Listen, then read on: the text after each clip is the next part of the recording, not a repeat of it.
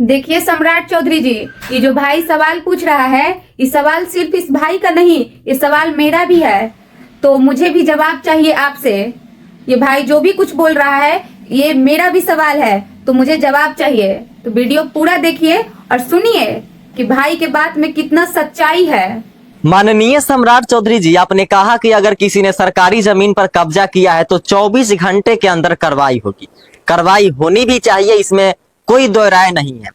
सरकारी जमीन सरकार की है, नियम कानून सबके लिए बराबर होनी चाहिए। लेकिन सम्राट चौधरी जी, एक सवाल आम आदमी पूछ रहा है, जिस तेजी से गरीबों की झोपड़ी तोड़ी जा रही है, क्या उसी तेजी से बिहार में हो रहे बलात्कार के मामलों पर कार्रवाई होती है?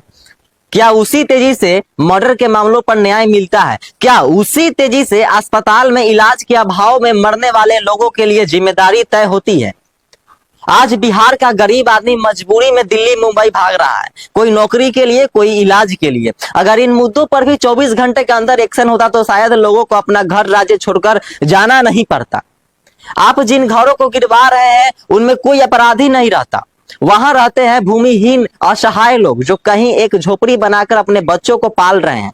घर टूटने के बाद ना उनके पास दूसरा ठिकाना होता है, ना कोई पूछने वाला। सरकार का ही नियम है कि अगर कोई भूमिहीन है तो उसे पहले बसाने की व्यवस्था होनी चाहिए। 3 डिसमिल जमीन देकर वैकल्पिक इंतजाम होना चाहिए। घर तोड़ना समाधान नहीं होता, घर बसाना समाधान होता है। मैं यह नहीं कह रहा कि गलत कब्जा सही है, लेकिन कार्रवाई का भी एक तरीका होता है। बुलडोजर चलाने से पहले यह भी देखना चाहिए कि उस घर में महिलाएं हैं, बच्चे हैं, उनकी सुरक्षा, उनकी इज्जत, उनका भविष्य का क्या होगा।